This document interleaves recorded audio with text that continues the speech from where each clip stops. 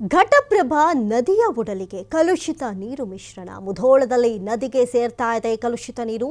ಘಟಪ್ರಭಾ ನದಿಯಲ್ಲಿ ಜನರಿಗೆ ವಿಷ ಉಣಿಸ್ತಾ ಇದೆಯಾ ನಗರಸಭೆ ಎನ್ನುವಂತಹ ಪ್ರಶ್ನೆ ಈಗ ಬಂದೊದಗಿದೆ. ನಗರಸಭೆ ಅಧಿಕಾರಿಗಳ ದಿವ್ಯ ನಿರ್ಲಕ್ಷ್ಯಕ್ಕೆ ಸಾರ್ವಜನಿಕರು ಈಗ ಆಕ್ರೋಶವನ್ನು ವ್ಯಕ್ತಪಡಿಸ್ತಾ ಇದ್ದಾರೆ.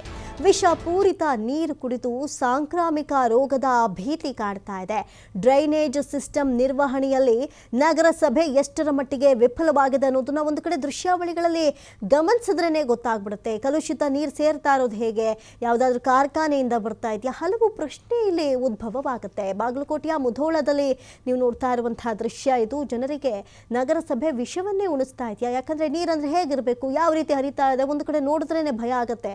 ಇನ್ನು ಇದರಿಂದ ಘಟಪ್ರಭಾ ನದಿಯಲ್ಲಿ ಇದು ಸೇರ್ಕೊಳ್ತಾ ಇದೆ. ಇದರಿಂದ ನದಿಯ ನೀರು ಕೂಡ ಕಲುಷಿತವಾಗೋದ್ರ ಜೊತೆಗೆ ಯಾವುದಾದ್ರೂ ಪ್ರಾಣಿನೋ ಪಕ್ಷಿನೋ ಬಂದು ಅಲ್ಲಿನ ನೀರು ಕುಡಿಲೇಬೇಕು, ಅಥವಾ ಅದು ಜನರಿಗೂ ತಲುಪುವಂಥ ಸಾಧ್ಯತೆ ಇರುತ್ತೆ. ಇಂಥ ಸಂದರ್ಭದಲ್ಲಿ ನಗರಸಭೆ ಎಚ್ಚೆತ್ಕೊಂಡಿಲ್ವ? ಹಾಗಾದರೆ ಈ ನೀರು ಎಲ್ಲಿಂದ ಹರಿದು ಬರ್ತಾ ಇದೆ? ಯಾವುದಾದ್ರೂ ಕಾರ್ಖಾನೆಯಿಂದ ಬರ್ತಾ ಇರುವಂಥ ನೀರ? ಹಲವು ಪ್ರಶ್ನೆ ಸದ್ಯಕ್ಕೆ ಇಲ್ಲಿ ಉದ್ಭವವಾಗಿರುವಂಥದ್ದು.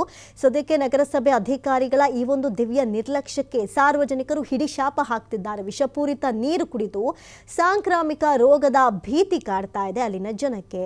ಡ್ರೈನೇಜ್ ಸಿಸ್ಟಮ್ ನಿರ್ವಹಣೆಯಲ್ಲಿ ನಗರಸಭೆ ಕಂಪ್ಲೀಟ್ ವಿಫಲ ಅನ್ನೋದು ದೃಶ್ಯಾವಳಿಗಳಲ್ಲಿ ನೋಡಿದ್ರೇ ಗೊತ್ತಾಗುತ್ತೆ. ಈಗಲಾದರೂ ನಗರಸಭೆ ಎಚ್ಚೆತ್ಕೊಳ್ಬೇಕು, ವರದಿ ನೋಡಿದಾದ್ಮೇಲಾದರೂ. ಯಾಕಂತ ಹೇಳಿದ್ರೆ ಇಲ್ಲ ಅಂದರೆ ಜನರಿಗೆ ಏನಾದರೂ ವಿಷಪೂರಿತ ನೀರು ಸೇವನೆ ಮಾಡಿದರೆ ಅಥವಾ ಅಲ್ಲಿ ಬರುವಂಥ ಪ್ರಾಣಿ ಪಕ್ಷಿಗಳು ಕುಡಿದು ಏನಾದರೂ ಹೆಚ್ಚು ಕಡಿಮೆ ಆದರೆ ಈ ಒಂದು ಜವಾಬ್ದಾರಿಯನ್ನು ಕಂಪ್ಲೀಟ್ ಆಗಿ ನಗರಸಭೆಯೇ ಹೊತ್ಕೊಳ್ಬೇಕಾಗತ್ತೆ. ಹಾಗಾಗಿ ನಗರಸಭೆ ಎಚ್ಚೆತ್ಕೊಳ್ಳೋದು ಒಳಿತು.